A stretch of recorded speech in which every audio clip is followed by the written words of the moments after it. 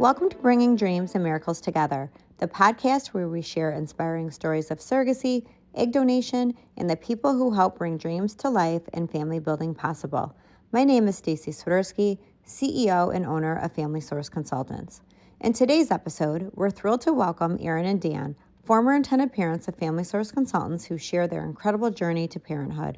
Erin and Dan open up to myself and our co-host, Cara Maple, Chief Business and Client Success Officer, as they discuss their fertility struggles, their decision to pursue surrogacy, and why they chose Family Source Consultants as their agency to guide them through their family building journey. Yep. Okay. We are really excited to be here. Stacy and I are honored to be able to host Erin and Dan Motkowitz today, former intended parents who are going to share their story with our audience. And, Stacy, you've known them for a lot longer than me. I had the pleasure of meeting them last summer, but if you'd like to say a few words before we get to the meat of their beautiful story, that would be great. Yeah, absolutely. So definitely, I remember, Erin, when you called our office, and that was our first piece of communication. And we just really, I feel like we had a wonderful conversation. And just, I think that phone call, we shared so much. I feel like education too with the surrogacy process. And she really just, oh my gosh, Erin, you were just so with what you've been through. And it was so much. You stayed on the phone with me for an hour. I remember it was an hour long, my initial call to FSC. I didn't know anything about surrogacy. I didn't know if the surrogate moved in with us, if we moved in with her. I mean, that's how naive I was. And you answered every single question I had at that time, continued to do so down the road. But that 1 hour conversation of initial, was so helpful to me and to us, and to just so educational. And like I said, I had no idea what surrogacy was, but our doctor had nodded to it, suggested it, and we went with it. I was like, we're doing it. I wanted to become a parent so bad that I was like, we are doing it. I am like, tell me everything. What do we got to do? What do we got to do? It. Yeah.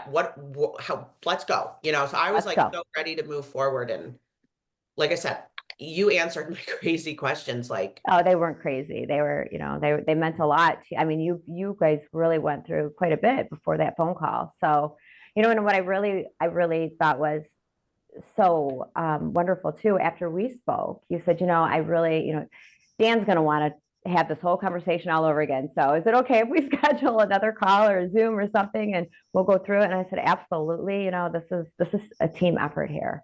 And so, yeah, I think it's so important to educate, the intended parents out there who just have the same hopes that you two did, and it's hard. It's hard. So, on that note, I would love if we could back up a little bit and just share your story, really what brought you, to needing to utilize a surrogate to build your family. Yeah, absolutely. So we miscarried in October of 2019.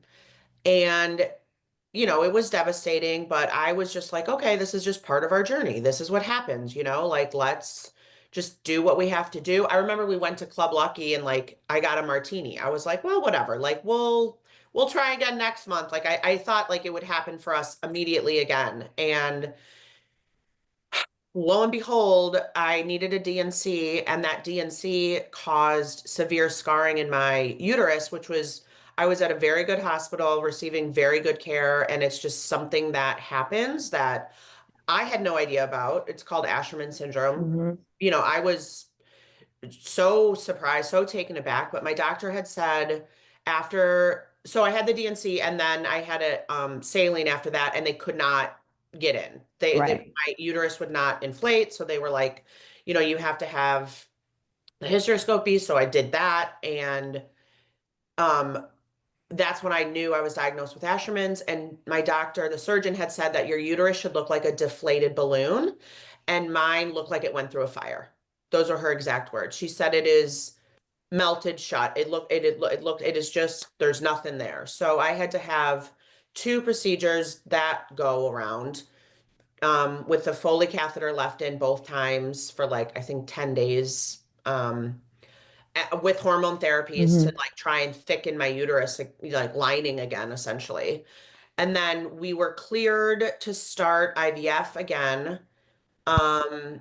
we had embryos from prior to that. Right. And I remember like the magic number was 6 or something, or 7. hmm You had to have a lining that was 6 hmm or 7 or something. And mine was like a 4.5, I 5. never got to, yeah. Wow. Never got there. And I remember my doctor saying, well, it's not that, that's just the number we want, but we can try for you. And I remember thinking like, what's wrong? Like, why? I don't want to be the outlier. I'm too hmm scared to lose another embryo. Like, I want to get to that magic number. And we did it. And I think I lost an embryo again. And then I had multiple canceled rounds. Like we would get going and then it just never would even get to the 4.5 And it or was whatever due it to the was. lining. Due to my lining, yeah, hmm my lining, because there was nothing in my uterus. Right. It was scarred shut. So, hmm there was nothing to Right. hold an embryo. There was Right. no, Right. I Then, mean, then we did another egg retrieval and a transfer. I mean, we just kept trying all these different yeah, we did a hor- fresh transfer. hormonal.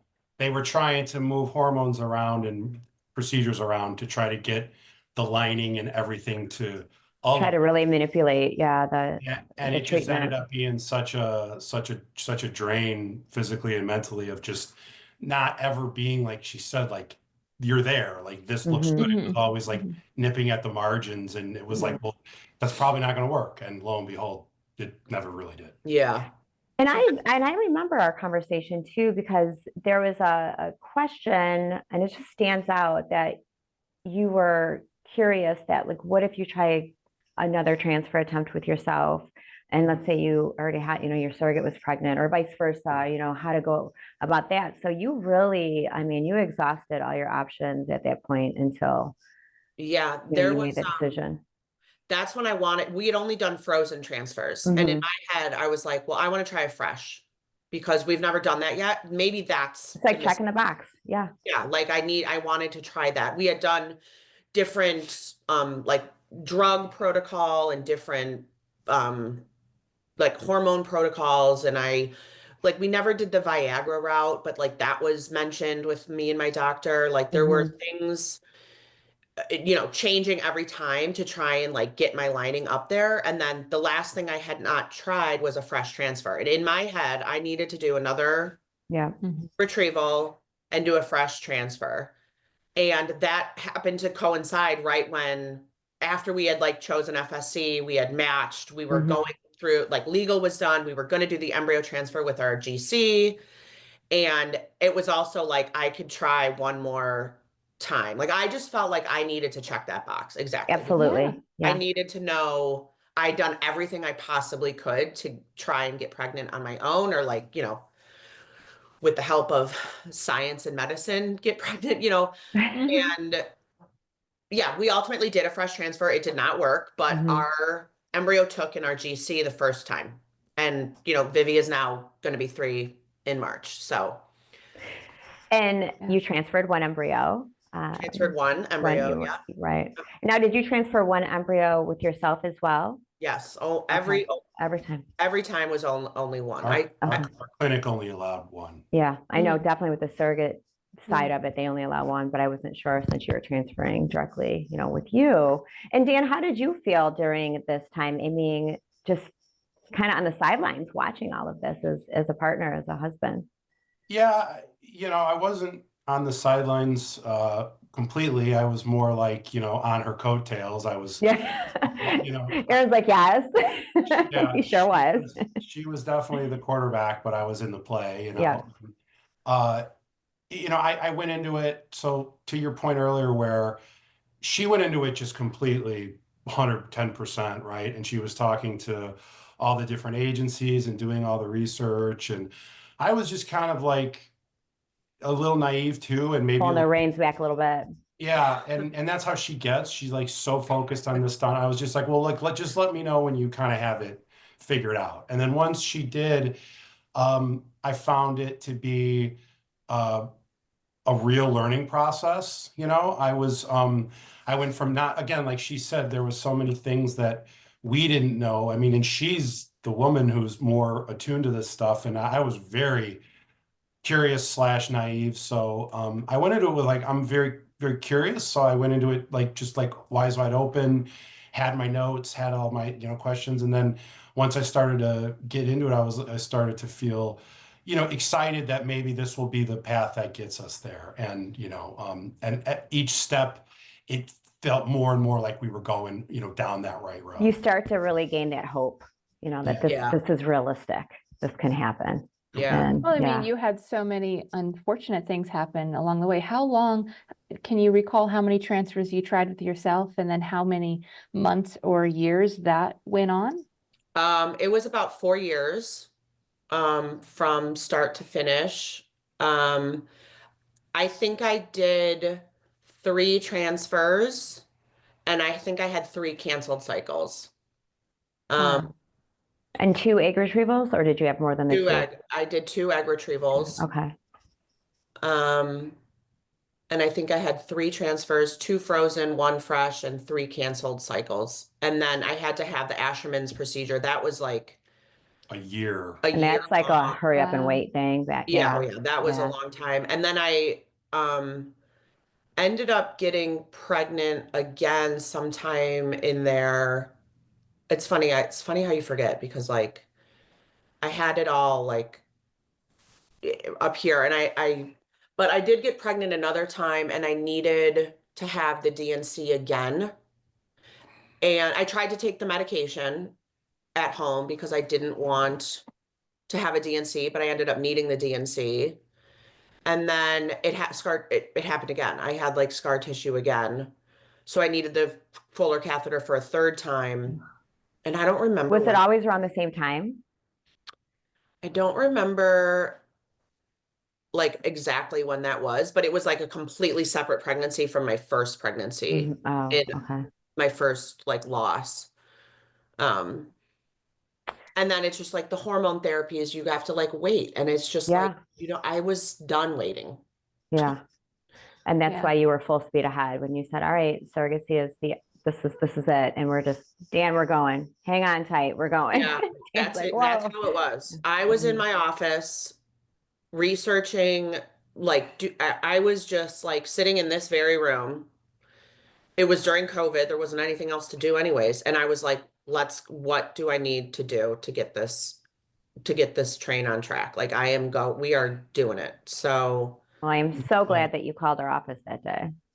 I know, trust me. Right. I think about it all the time. All of the miracles that had to happen to get Vivi here. Like we could not imagine our life without Vivi. Like she is just a pistol.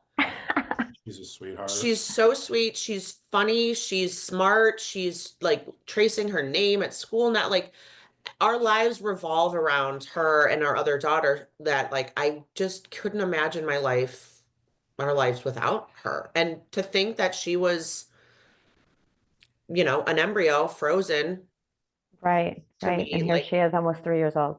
and she is almost 3. And I reflect on that for every milestone and every birthday, like, wow, I cannot believe you are here and you are ours and you are. Do you guys still have embryos? Yeah. Frozen? Do you? Okay. Okay. Yeah. So let's fast forward a little bit now. So we spoke and we spoke to Dan too after, and you guys are like, we're ready. We spoke again. And so moving forward to the actual surrogacy journey, what were you thinking? Like, what was your like hopes in terms of relationship? What was your expectation? What was your criteria? That's so common for intended parents. They, and they're coming to us a lot of times with no information. Yeah. And so they think they have it, but they don't. And so again, these podcasts are such a valuable, resource for them. So we would love to hear, like, what was your wants and needs? Yeah, this is actually something that I talk about, like with others or people that have reached out to me on their journey. I'm like, listen, you can have expectations and they're probably not going to be met.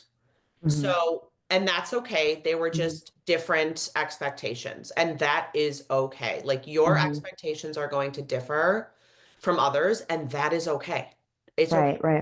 Right. Like it's okay that, I didn't talk to our GC every day, and that she lives in another state and it's hard to like form these tight relationships, and it's okay. It's okay. It's so common too. A lot of intended parents, when we meet with them from the very beginning, you can see one or two different, expectations. Maybe they want to have this, very touchy-feely relationship to be like, I want to be at every appointment. I want to feel the baby move. I want to, I don't want to miss That was that. me. Yeah. And that's how we go into the matching process. And they really want to, maybe a surrogate who's closer. Or we have intended parents who, they say, we're fine. We just want updates. And, we don't really need to have that continued, relationship. And then once the baby's born in both of these scenarios, sometimes it totally flip-flops. And like you said, that's okay. Yeah, it's okay. It was like, I think actually Dee Dee told me that, like, she like made me realize, like, you just had different expectations and Right. it was different. And I was like, wow, you're right. Like that, and everything's fine. I just had different expectations. And everything, I wouldn't change a single thing of our journey. All of the ups and downs that happened, I wouldn't change a thing. Yeah. That's amazing. And and you go into the process like, this is my criteria. I want a surrogate from maybe this location, or maybe a surrogate who is a stay-at-home mom, or maybe a surrogate who is married, or whatever it may be. And it makes sense, right? To want those. And there's criteria that we feel that, that's your wishes. We definitely want to ensure that's who you're matched with. But as far as the actual overall journey, like you said, it's, you realistically are matching with a stranger. You are strangers. So it's like, you can't really predict everything. We're predicting, a smooth journey, and that you become parents at the end, or grow your family at the end of the journey. And, that's a mutual respect, but you're strangers in that, and you're getting to know each other through this whole journey. Yeah, it was like a weird dating life. Like when they came over for the first time, it was like, oh my God, the stress. I was like, I so would love to stressed. know, Erin, did your expectations of what you wanted out of a surrogate and yours, Dan, were they different from each other? Great And then did you question. kind of land together in the same spot, or did you kind of go in with similar expectations of the journey? I'll let Dan answer that, but I will start by saying that as soon as we received their online profile, I was like, this is them. We are That's in it. it. Yep. We are signing. Where do we sign? Like, they look great on paper. I don't even want to meet them. Like, we're going. And We're Dan was ready. like, hold up. Like, Oh, wait. Like, like Dan was much more cautious. he's like the reasonable one over here, Yeah. right? So, So to the earlier analogy, she quarterbacked everything, and I was not there to add much of my wants and needs outside of any sort of very important critical things. They were more around the administrative aspects of the, of what the GC was bringing to the table, like a loving family and things like that. Yeah. But we were already in sync on that. All of the other stuff in terms of how communicative they were going to be, or geography. I just was just like, you go, Erin, and then I'll support you however however you come to build your ideal intended GC. So I was just there to support with, like she said, some guardrails, Right. and some speed breaks just to keep things from getting. Just in case. Yeah. Keep I those. love that. Yeah. So, A Erin, little you said bumper you didn't pads. even, yes, oh my gosh. So you didn't even need a match meeting, Erin. Dan No, was like, slow down. So at what point, Dan, were you now all in? Was it after the match meeting? What point did you get just at the same pace as Erin? Yeah, totally right at the man. I mean, the GC and her partner were wonderful people and shared a lot of similarities with us, had a lot of the same values, and I could see that this is definitely something that could be it could be very healthy in a good mutual journey. So yeah, I was all in right there, and then it was just sort of assuming the same role of supporting somebody going through the hormone injections and all that stuff. And it's like, well, I was already very familiar with all that stuff, even though Erin was sort of the front line. So it sort of became more like, oh, this is like the old routine we've been in now. So I felt like I was finally back to somewhere I was familiar again, albeit a couple states away. Yeah. And how did that impact your relationship with because I know your surrogate was not super local, a few states away. How did that impact your involvement? Did you feel like it, other than physically being there, but like the communication and? Yeah, it was weird because it was during COVID Mm-hmm. and her clinic had shut down all, like, no one could go with her to a couple appointments, like, not even her husband. So in my mind, I was going to be at every appointment. I was going to take off work. I was going to drive the 6 hours or whatever, go to the appointment, turn around and drive home or get a hotel. Like I was in my head, I was like, I will be there for everything. And then in reality, like, again, my expectations were just Yeah. different. And that's not what happened, just simply because of the times that we were in. Right. So I didn't get to go to every single appointment. But we tried to stay as close. I feel like too, like in the second trimester and especially in the third trimester, there's not a lot going Not a on, whole lot. Right. you Right. know? So it's With your like, monthly appointments and how yeah. are you feeling? Good. I mean, there wasn't a lot to talk about. We were both working full time. Like I was working full time. Our GC had a full-time job, like with other kids at home. Like she's crazy busy and like People there are just busy. Yeah. wasn't a lot of things to talk about and not a lot of, and we couldn't really meet up because of COVID. Like Right. my baby shower was canceled. We had a baby shower scheduled. It was canceled. She ended up coming in anyways and then got COVID, 7 months pregnant.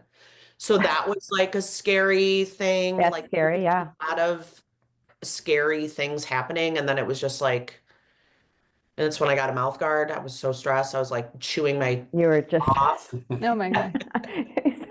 major jaw muscles by the time Yeah. baby's here. Yeah, I was literally grinding down my teeth to like nubs. So my dentist was Oh like, my God. what is going on? Your teeth are Well, thank so goodness for the mouth guard. Going into COVID, you had the expectation of wanting to go to all of those appointments. And then while I know now we've said and you wouldn't change a thing and it's okay that you didn't go. In the moment though, how did you feel and how did you kind of get through that first time? Like, I'm not going to be there.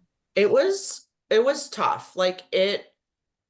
I felt it was hard to connect with the baby. Like we also chose not to find out the sex. So that was, I just felt like I didn't really connect with the baby at all, but like I was so preoccupied with like I don't know, everything else. Like it was definitely a very challenging time in like my life for sure. And like here we are navigating this pregnancy with I'd never been pregnant that far along before. Dan's never been a parent before. So like trying to prepare for a baby was kind of weird.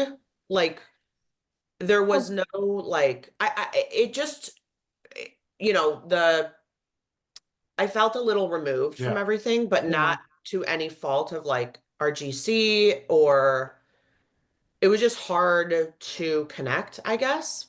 But Do you feel that like the losses that you've had previously, that was, you kind of hit a guard up for sure? oh, Do you think sure. that obviously played into it more so Oh, than even absolutely. distance or COVID, but just, too. Yeah. Oh, absolutely. Even with Claire, our second daughter, who I ended up getting spontaneously pregnant with, our second miracle baby, I did not feel really, I was so nervous the entire time until you hold that baby in your arms. I was a nervous wreck that something awful was going to happen. And then you're just worried about something else. Then you're worried they're not eating too much. Then you're worried Always something to worry breathing. about, Then right? you're worried they're sleeping or rolling over in their bassinet. Like the worry just doesn't stop. So it just like morphs into some other new worry still at like 3 and 15 months. I'm like, oh God, what's going on today? Like, so I feel like that's just like the start of becoming a parent is that worry. And then it just really never goes away. It's kind of like what I've begun to realize. And how did you feel through the journey? We actually we spoke about this earlier today because we had a work meeting and we were talking about the surrogate support. And and I shared that it's so important, obviously, for the surrogates to have their support and all that. But from an intended parent's perspective, I also feel that I think the intended parents, it's important for you to know that your surrogate has this outlet of support as well.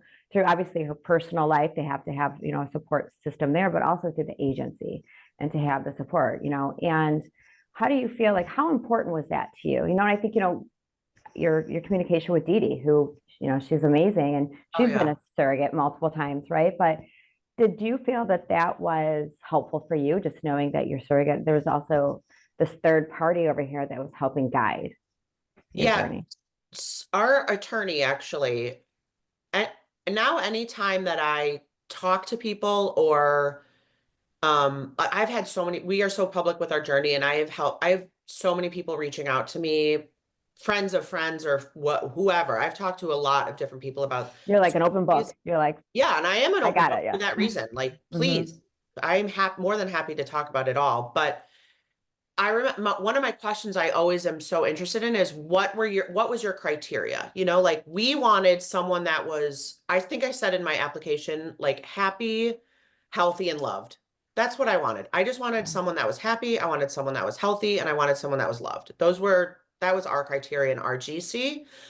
And our attorney wanted someone that had a great support system. And I was like, that's really interesting. Like I had never really thought of that. I guess like loved and happy and healthy kind of goes hand in hand, plays right? into someone that would feel supported, but that was something that never really occurred to me.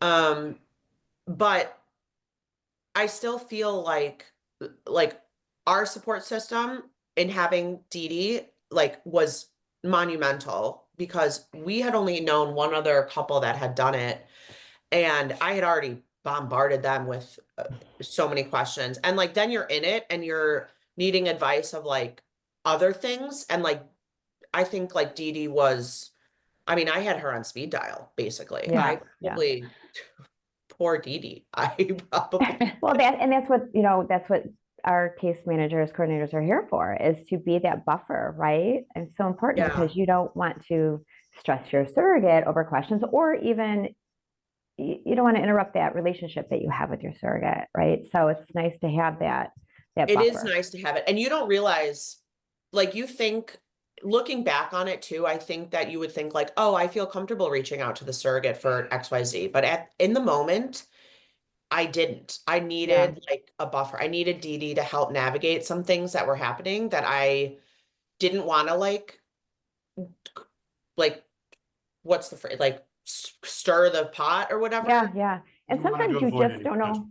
Yeah, I didn't want to upset her with like my crazy things that I was thinking or needing at the time. And it was really beneficial to have like a buffer in Dee Dee to be like, I can't go to like all of my emotions laying in bed at night, like sending a crazy email. I can't send that to my GC, but I can send it to Dee Dee. Right. And sometimes, you just don't know, you don't know either, right? So, and then things just come up sporadically and you're like, oh gosh, how important is this? Or is this crisis mode, or is it not? Am I worrying for nothing? So yeah, definitely that additional support. It's so valid.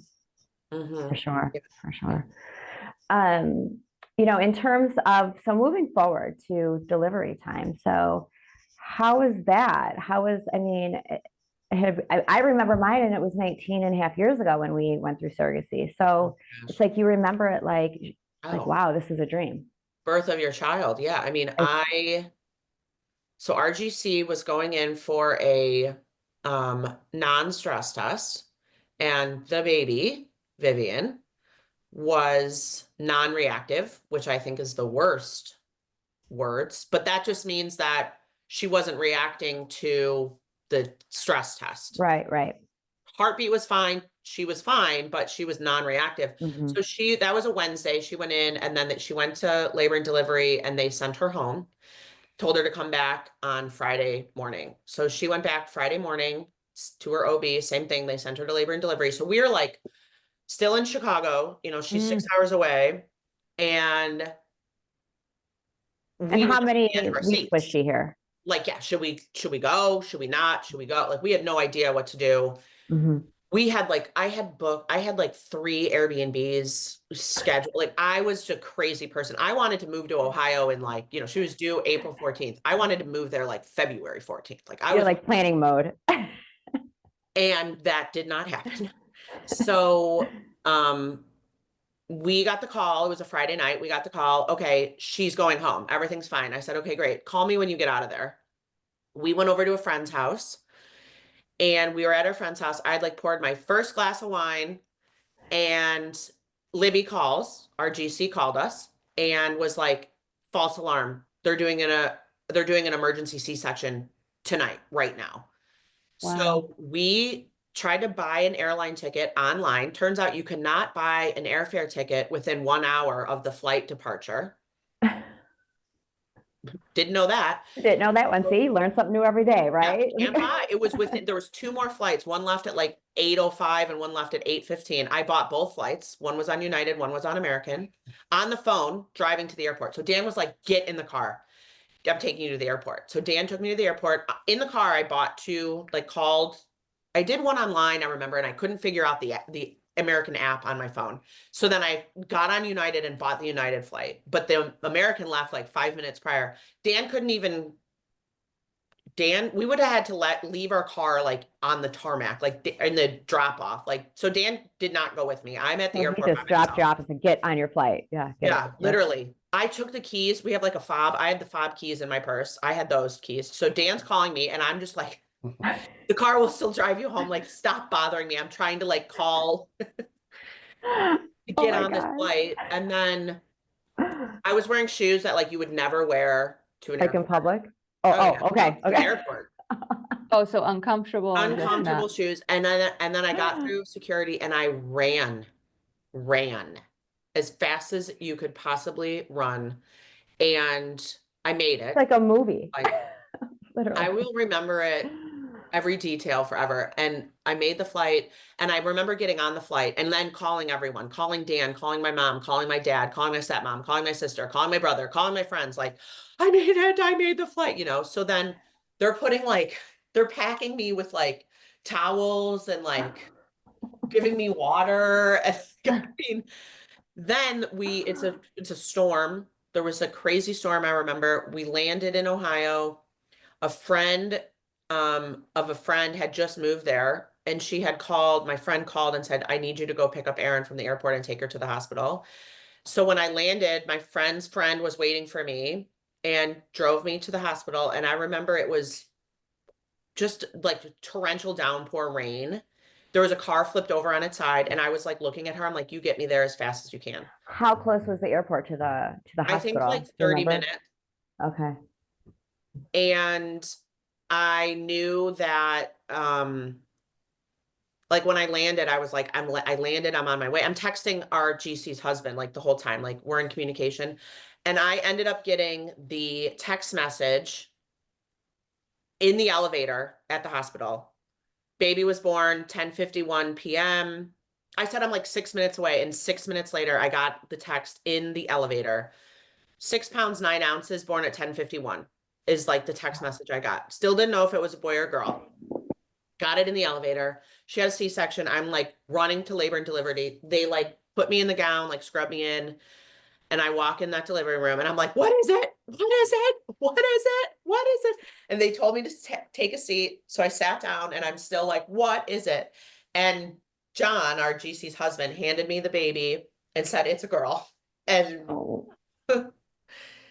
Oh, so I'm going to cry listening to your story. I know. And like, it was just, crazy. And then then I like FaceTime Dan and my mom, who were at that point somewhere in the middle of like Indiana driving, and said it's a girl. And like, we're all crying. And like, it was so like, emotional. The whole time we like all thought it was a boy, but it was a girl. So we were like, just out 9. And so then Dan, where were you? Like, were you driving there? Were you jumping on another flight? Like where were you, like, what were you doing? drove. Even my mom drove. Yes, Okay. the plan was always going to be in a situation where, because we were going to go a few days before the due date. So we had like the car basically ready to go. And so in this instance, I just had to go home, load everything we had staged. And then her mom rode with me. So she actually drove so I could field all of the phone calls.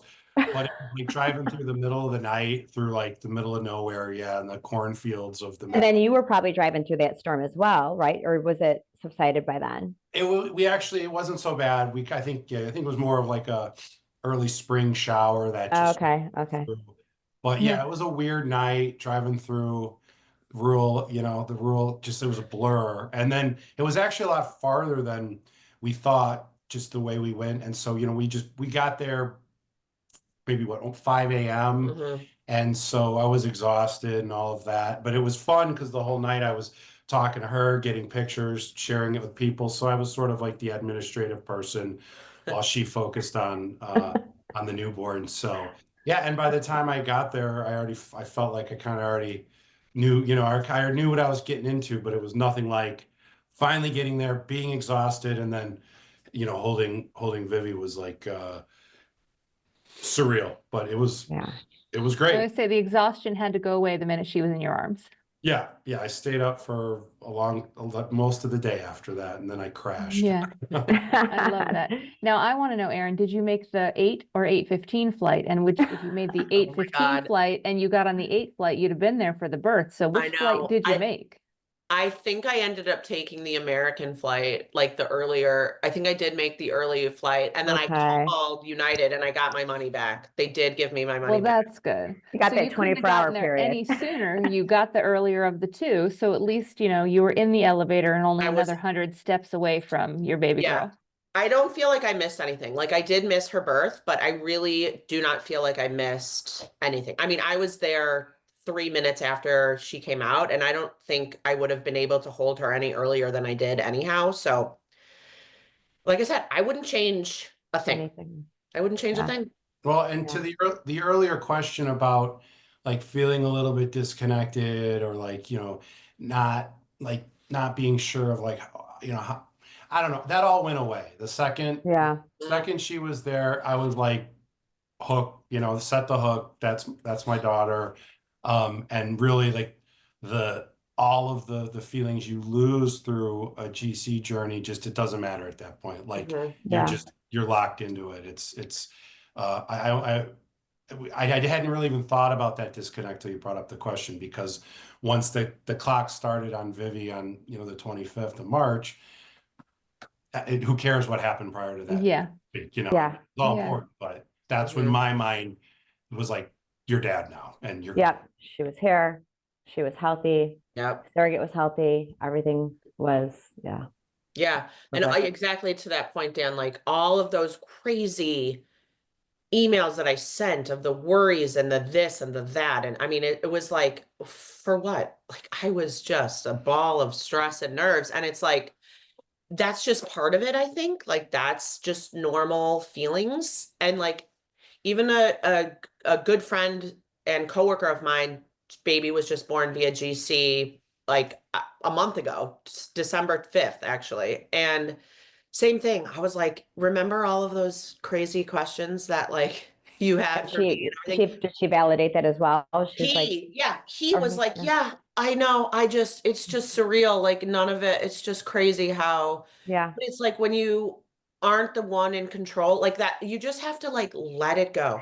Let it go because But you're it's gonna make so normal, to go through those stresses and those worries. And it's hard. It's so hard to let it go. And like you said, you don't realize that until after the baby's in your arms. And then Mhm. all those worries, they go away. You're like, what was I thinking? But it's so Yeah. natural and normal to feel that way, and It's a big, big, big deal to have a surrogate. And like you want it, I mean, there's still people that are like, will they steal your baby? And it's like, oh my God, I know, but no, that's like, and they don't really, they have no desire. but those are like Yeah. real thoughts of people that Yes. people have. Like They really do. and they're legitimate. Like they're allowed to feel that way. Yeah. Like, we're all allowed to feel and question everything. And then, And then, all said and God done. forbid, you Google it and you go down the rabbit hole of that. Oh, yes. It's just forget But how about it, can they right? give their baby away? No, it's our baby. It's not her baby.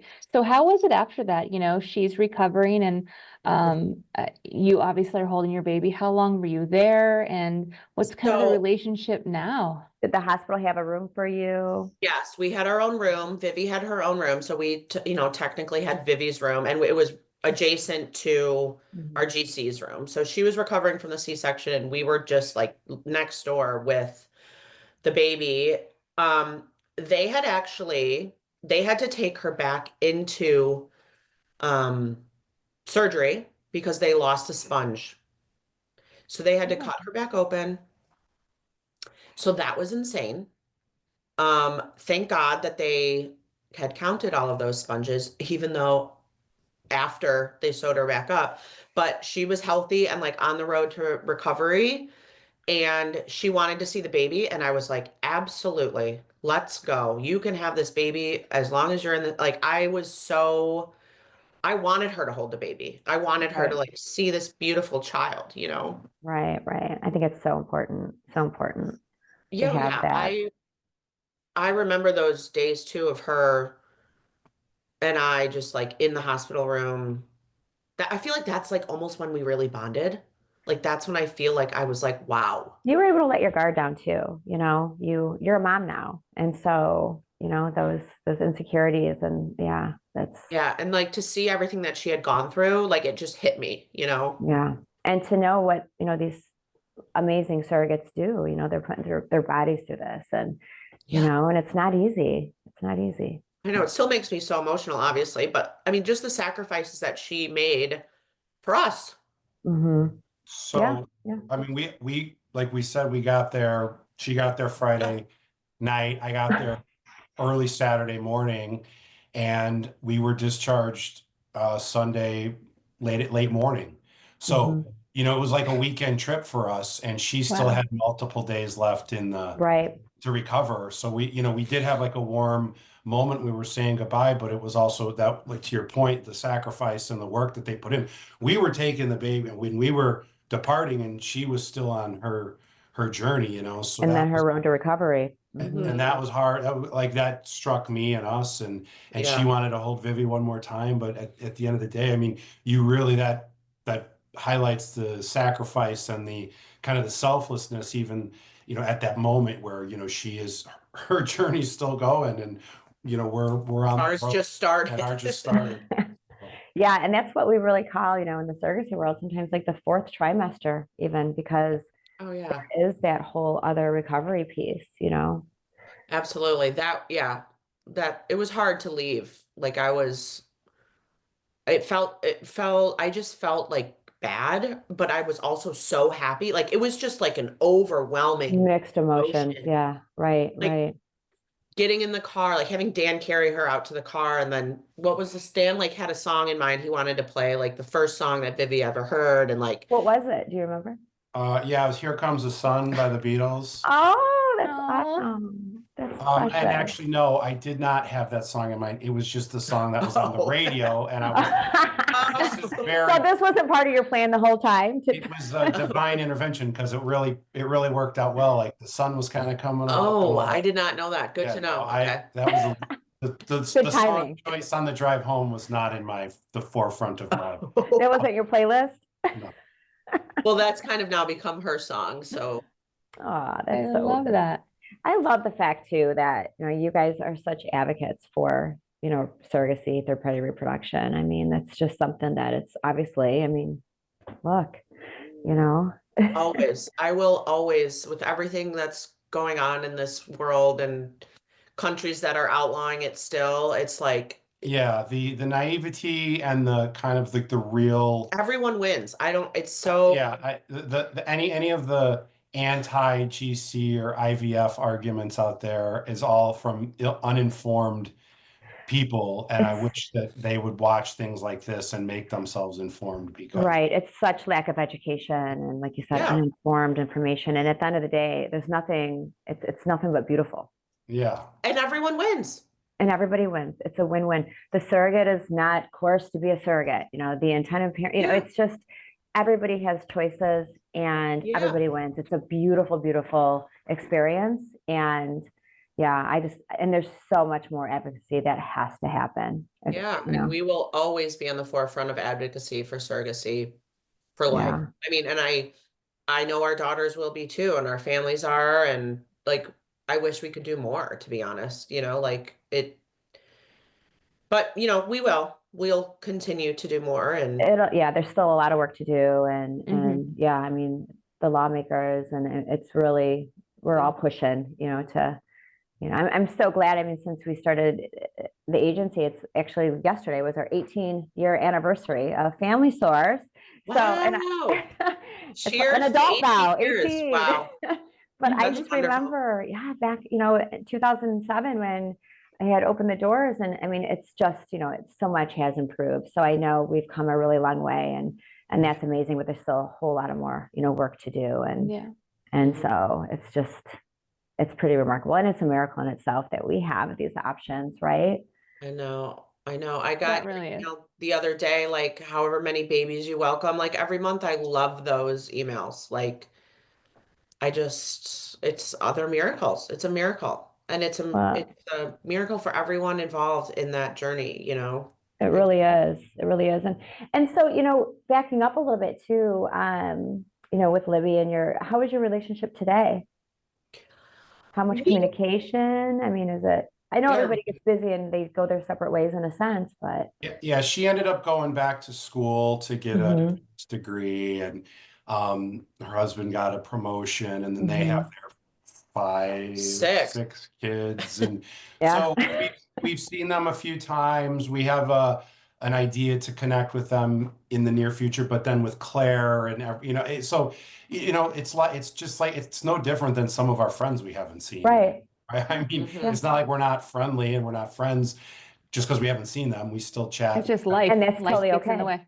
Yeah, Yeah. and that'll never go away. I think, I mean, if they've come for Vivi's 5th birthday party, it'll feel completely natural and Yeah. welcome. So, that's just kind of the dynamic that you don't know how that's going to play out, and it plays out just how it's supposed to because everyone's got their things going on, and but it's the open door, and we were chatting during the playoffs about football, her husband and I, because we were going up against each other and stuff like that. So, it's like just having Are you a another. Bears fan? It was college football, but Oh, okay. Okay. unfortunately, I'm also But a yes, Bears he's a fan. Bears fan. Okay. But we just fell into a very kind of natural, just adults with life priorities kind of Yep. relationship, and it'll be And there that's forever. okay. Yeah, that's okay. Different Yeah. from our expectations, That's right. but I just had different expectations. And That's that's right. okay. It's And okay. you'll always have an admiration for her, and vice versa. She will for you as well. I mean, look what you have experienced together, and a mutual love and respect. It's actually like, it's hard now for Vivi. Like she's seen pictures. She loves to go through my phone and look at pictures and the baby books I have everywhere. And she's really interested in like looking at herself and watching herself and baby Claire and and I had said the other day, not the other day, maybe like 6 or 7 months ago, you were born, you were in Libby's belly, and she did not get that like at all. And it almost like, this is my next like challenge of like, okay, we don't talk to this person every day. I wanted it to be this belly buddy, and we were going to have this great blossoming relationship for life, but like different expectations. That's not what happened, and that's okay. But I'm having trouble like figuring out how to navigate this. And I'm not going to ever lie to her. She is going to know her entire life that she was born via surrogate in Ohio. She has to. Her birth certificate says Dublin, Ohio. Right. So, I mean, there's like, we will never lie, but it's just a fine line now of like trying to explain that to her for someone that she's never really met, that she doesn't get. And then she's seen pictures of me pregnant with Claire. And like, I was in your belly too, right? And it's like, I don't know what to say. We'll figure it out. I mean, it's Yeah. And totally not even 3 So years, now I'm like, yes. just But like I'm like, shoot, like she's smart. She's just like, so that's the new, once like, she figures out that Santa's not real, we might revisit this.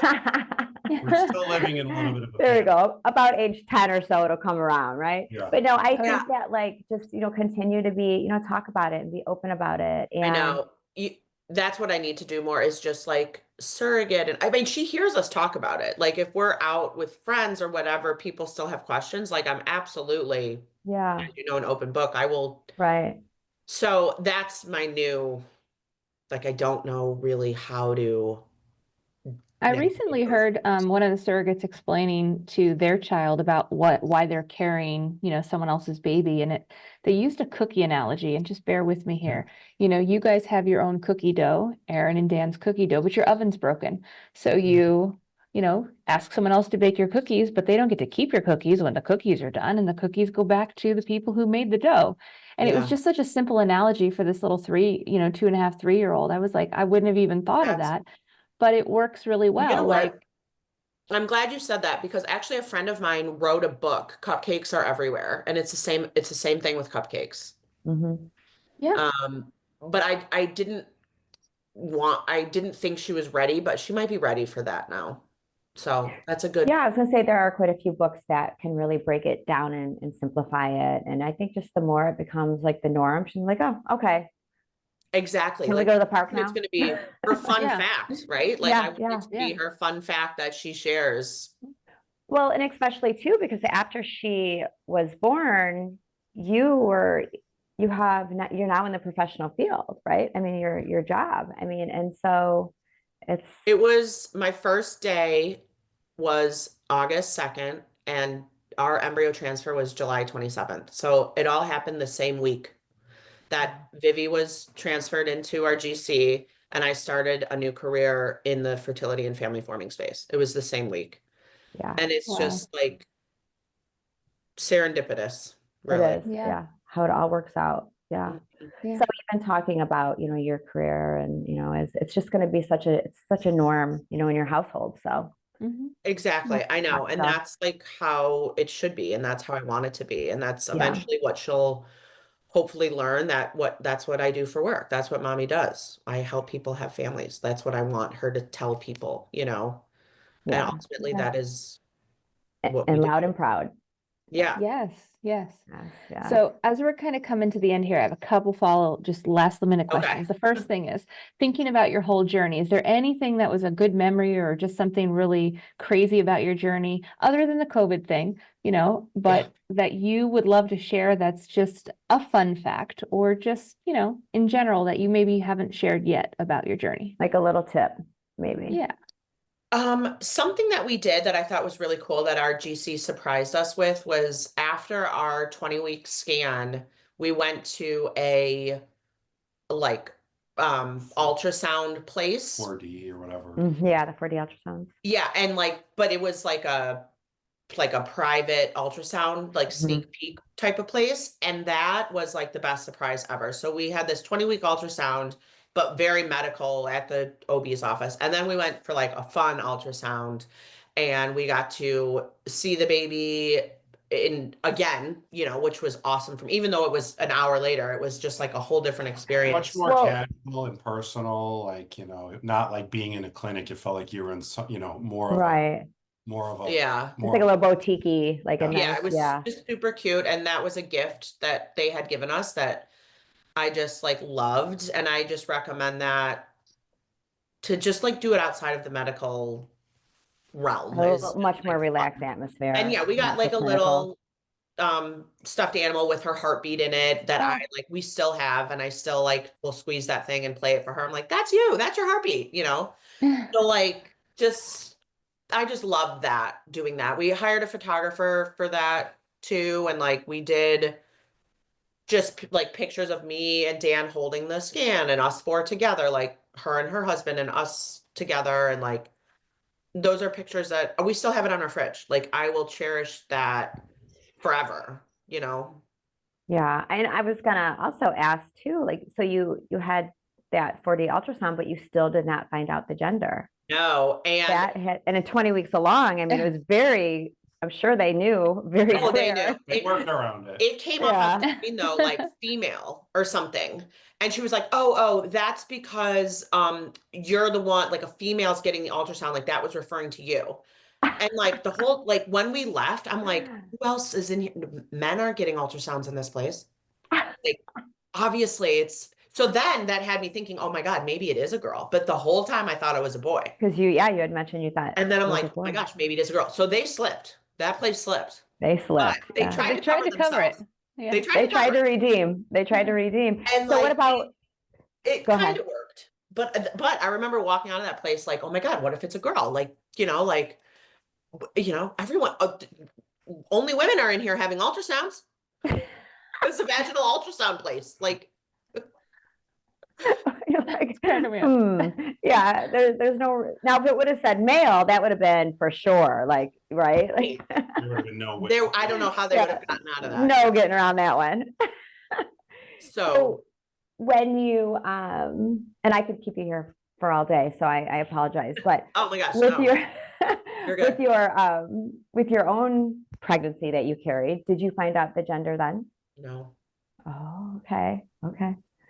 nope. That is, oh, wow. And much to Dan's dismay. I was gonna ask, is that a wanted- mutual decision? We were gonna have like Vivi do something at her second birthday, like eat a cupcake, and like that would be the gender reveal. But ultimately, I was like, you know what? We're gonna wait. We're gonna wait. It was the Right. best moment of my life when they handed me that baby and said it's a girl.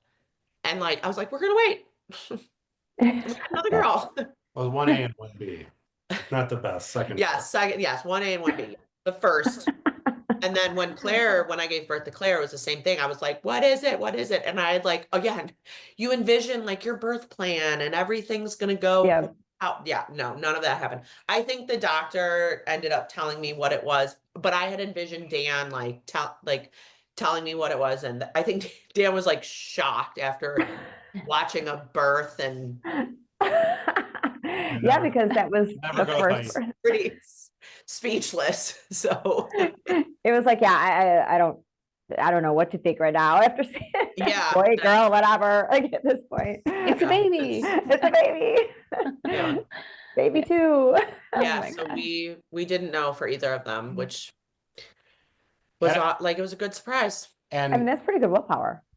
Yeah. yeah, it was tough, but it's funny she mentioned the 4D scan. That's what I was gonna say too. It really was getting a casual moment to kind of be with your child, outside of that clinical Yeah. setting. Mhm. I started to be like, okay, like it's happening, and this is like a healthy baby. They reiterated everything was where it should be Right. and on the right timelines and everything. And I started to be like, okay, like that was when my mind was finally like, you can start to mentally invest. And Right. and it was a lovely day too. It was just nice being with them, and we had dinner after that. So that was for somebody who said, you know what, even if they're not going to have a super involved relationship, I think for their own personal journey to start to build those personal connections, something like that, a bonding session outside of the clinic of some sort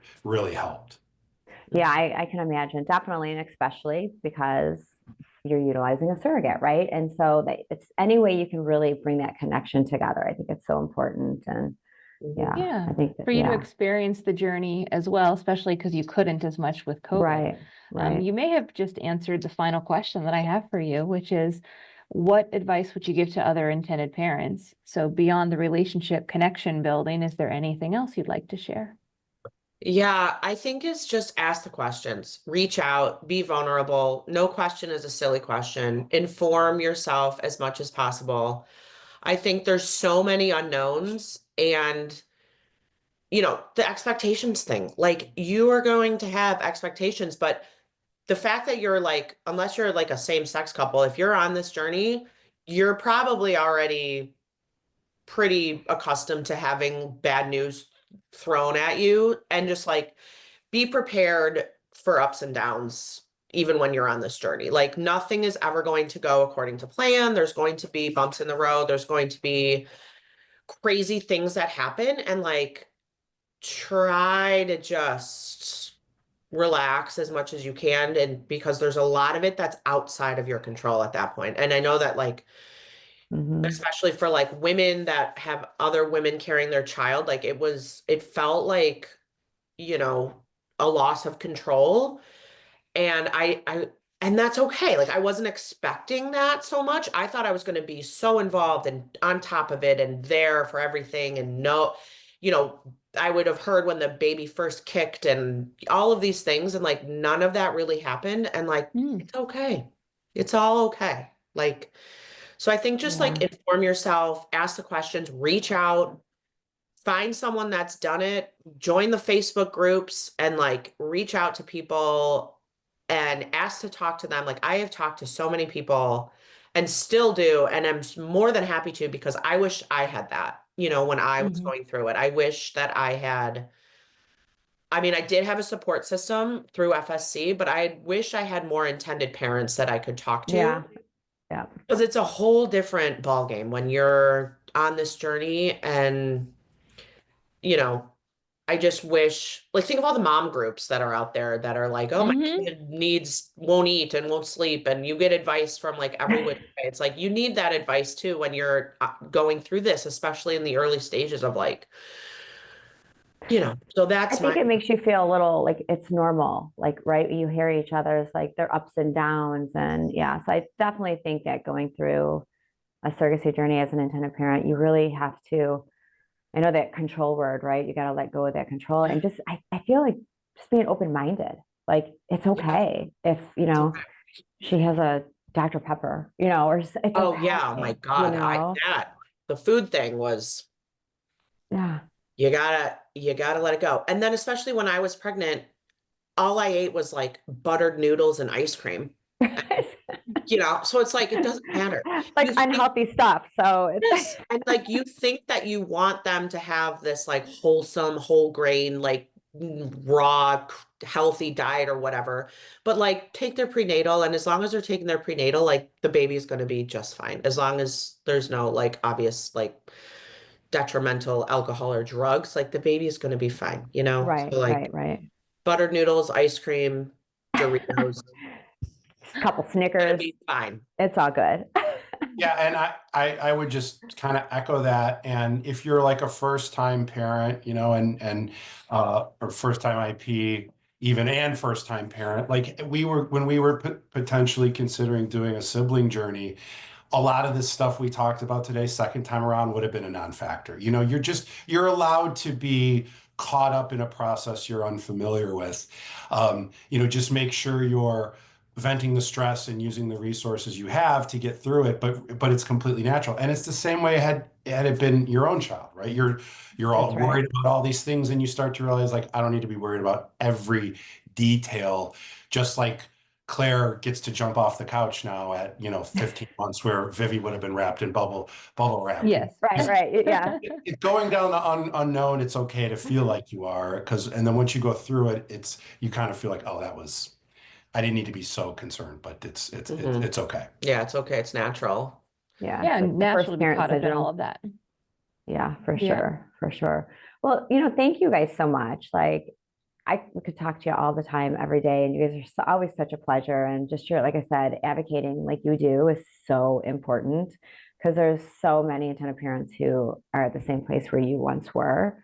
And this means a lot to them as well. And just that, you know, don't give up hope. Yeah, do not give up hope. Do not give up. Do not give up. Yeah.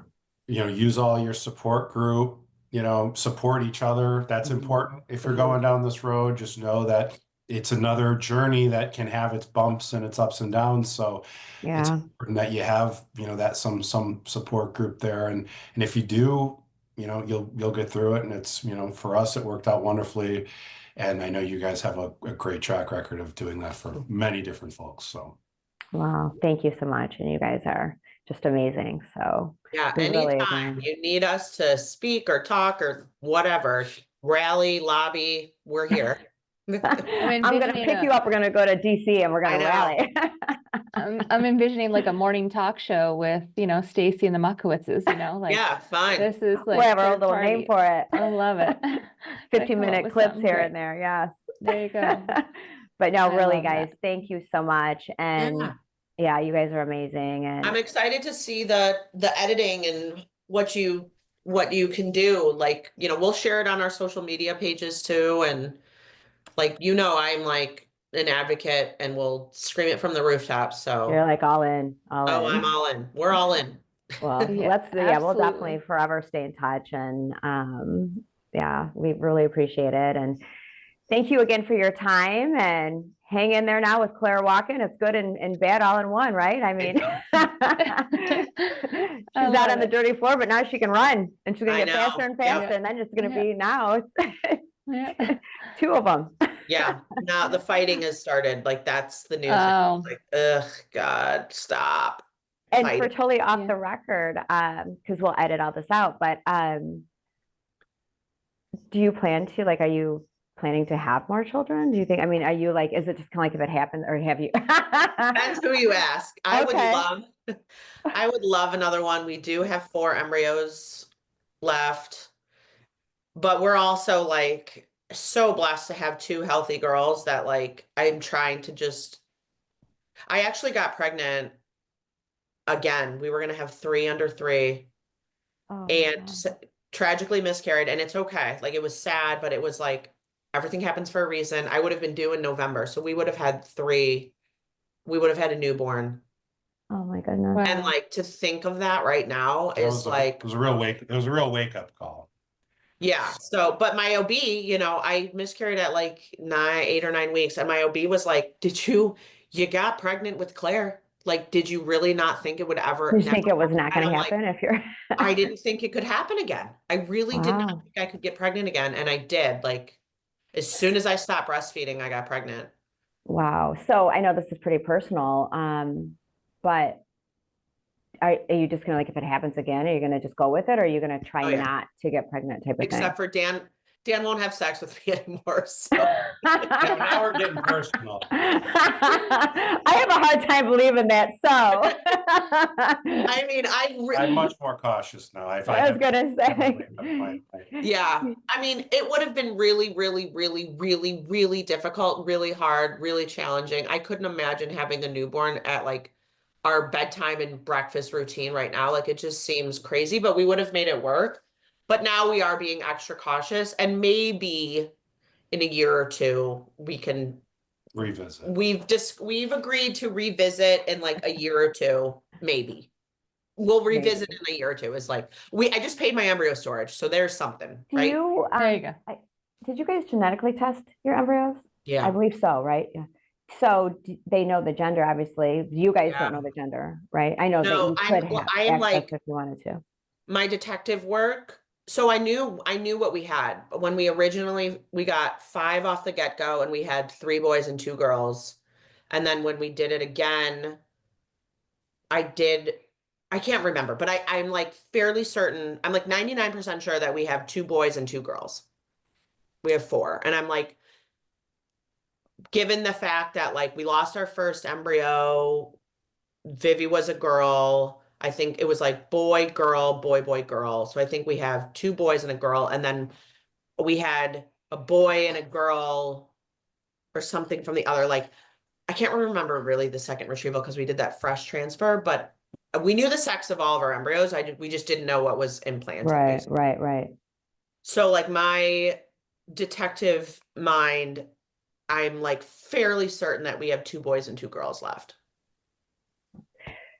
So if you ever did go through IVF, would you? I think we would do a boy. You would transfer the boys? For a boy. Yeah. Might as well, right? Yeah, we would try. He's already outnumbered, so I guess, well. I know. And like, that's kind of my saving grace is like, maybe Dan will be like, okay, he wants a boy. So yeah.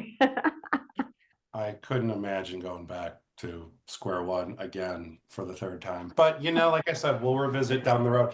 I do need to get ready for a call at 1. Okay. So if you want to do a formal sign off for your editing purposes, I can hang around. Otherwise, I got to go. I think we did that already. No, we did that already. I will upload the edited episode into a Google Drive for you guys to review later before we publish it. And it's scheduled out like 4 weeks from now. So we have a little time. So. Oh, great. Well, like I said, we will share it. I will definitely share it. And I'm happy to do so. And this was fun. So yeah, it's always great talking to you guys. So thank you again for your time, and have a great rest of the week. And yeah, good to see you both. Yes.